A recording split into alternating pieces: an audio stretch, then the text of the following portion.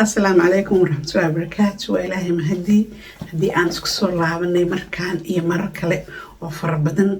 أصحابي هدي أتنا لكو عصبتها هلا عدسي وتا سبسكرايب لايك شير إن نوصل ميسان هدي أظهر نور جوكتين وإذا سو دوينا يا قعم فرا إذا سو دوينا يا جنالكو وجنال كيني waxaa idinku soo gudbinayaa sheekooyin aad u xiiso badan iyo qisooyin kala duwan maanta waxaan rabaa inaan idin la wadaago qisadii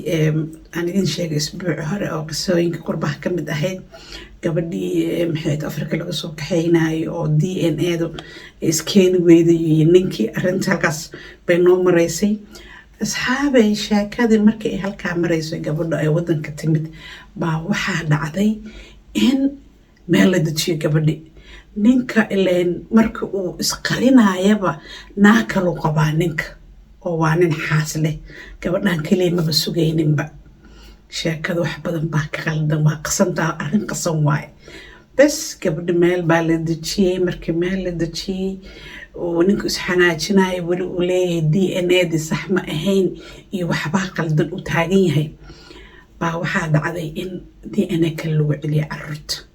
ay gabadha codsatay qolada qaxootiga ku shaqada waxay tiri waxaan rabaa ilmahayga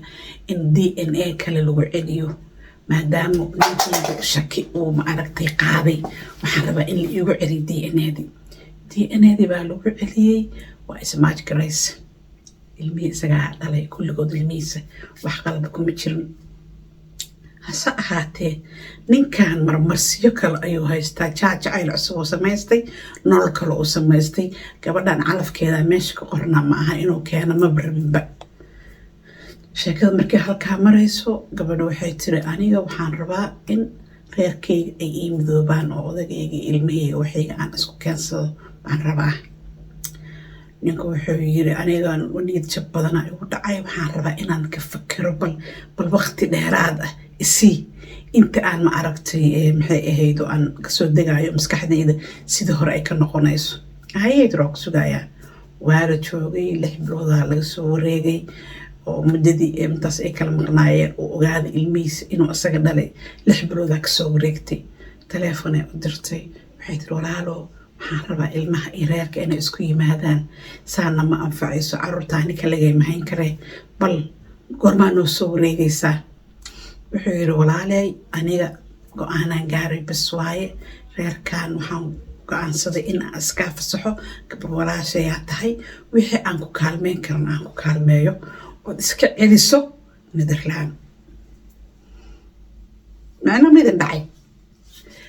saas miyaha oo hadda waaba furayso waa ku furaya marqaati raadso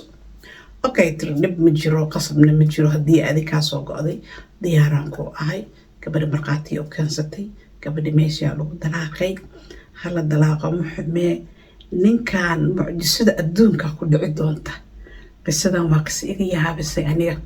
mucjisada ku dhici doonta naagtii uu guursaday oo ilmihiisa iyo reerkiisa u dumeeyey baa waxay ku dhigi doontaa mucjiso dhigaha faraha la gasto qaybaha kale idinku sheegayaa maanta qaybti maxay ahayd labaad baan waxaan rabaa inaan intaas ku soo gabagabeeyo gabadhi waxay degtay magaalada Rotterdam leeyahay tuulo u dhow waa la dejiyay gabadhi ayadii carruurteeda waa la soo dhaweeyay qameetiga maxay ahayd oo aad u caawiyay guri baa la siiyay iskuul baa loo diray kaale iska arag gabadha waxa waaye wax ka halaysan ma jiraan laakiin ninka qayladiisa yaa soo yeertay ninka qayladiisa iyo khiyaanadii oo gabadhan ku sameynayo uu la rabay mid sanjibaarkeeda ku dhacday qaybta saddexaad baan idinku sheegi doonaa haddii aad wax qisooyin haysaan sidaan oo kale waa ila soo wadaagi kartaan comment-ka igu soo dhaafa waa soo gudbinayaa aniga haddii aad ma aragtay sheekooyin ma aragtay xiiso haysaan waa ila soo wadaagi kartaan assalaamu calaykum waraxmatullaahi wabarakaatu maalinta idin wacnaato ciao